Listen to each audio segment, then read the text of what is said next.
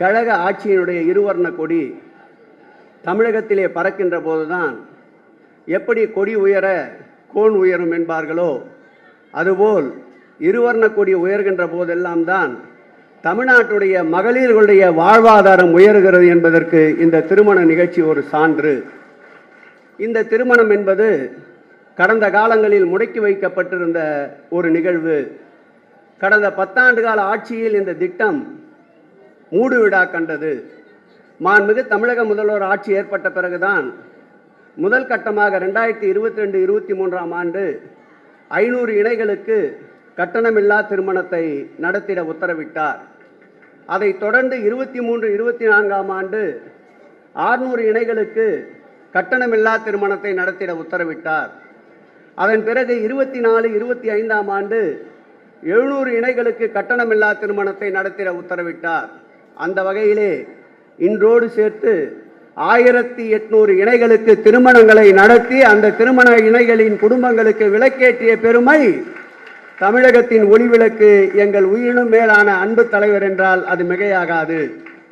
இந்த ஆட்சி ஏற்பட்ட பிறகுதான் திருக்கோயில்களில் தூப ஆராதனை, எங்கெங்கும் மணியோசை, எங்கெங்கும் தேவாரம் திருவோசை, மகிழ்ச்சியோடு இறையன்பர்கள் இருக்கின்றார்கள் என்றால் இது ஒரு ஆன்மீக ஆட்சி என்பதில் நாங்கள் பெருமிதம் கொள்கிறோம்.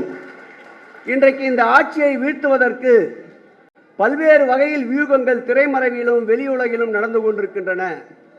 மத்தியிலே ஆளுகின்ற ஒன்றிய அரசுக்கு பி டீம்களாக பல்வேறு முனையிலிருந்து பல்வேறு அரசியல் கணக்குகளை குருட்டுமதியோடு திட்டம் தீட்டிக் கொண்டிருக்கின்றார்கள். இன்றைய தமிழகத்து மக்களுடைய நிலை என்னவென்றால், ஒருபுறம் எங்கு திரும்பினாலும் அப்பா அப்பா அப்பா என்ற குரல் எங்கள் ஆறுயிர் தளபதியை நோக்கி சென்று கொண்டிருக்கின்றது. மறுபுறம் எங்கு திரும்பினாலும் அண்ணா அண்ணா அண்ணா என்ற குரல் எங்களுடைய துணை முதலமைச்சரை நோக்கி திரும்பி கொண்டிருக்கின்றது. இந்த இரண்டு கூட்டணிகளும் ஒருங்கிணைகின்ற பொழுது 2026ஆம் ஆண்டு மாண்புமிகு தமிழக முதல்வர் சொல்லியது போல் 200 தொகுதிகளை திராவிட முன்னேற்ற கழகம் கைப்பற்றும் என்பதில் எந்தவித ஐயமும் இல்லை.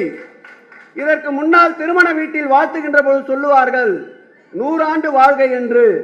இனி 100 ஆண்டு வாழ்க என்பதை மாற்றிக்கொண்டு 200 வாழ்க என்று வாழ்த்துவதுதான் நம் ஒவ்வொருடைய திராவிட முன்னேற்ற கழகத்துடைய கடமை என்று கூறி மணவிழா காணும் இந்த குடும்பத்தார் எல்லா நலமும் வளமும் பெற்று வாழ்வாங்கு வாழ்ந்து இறைவன் இயற்கை 2 அருளும் பெற இறைவனையும் இயற்கையும் நோக்கி வணங்கி விடைபெறுகிறேன். நன்றி, வணக்கம்.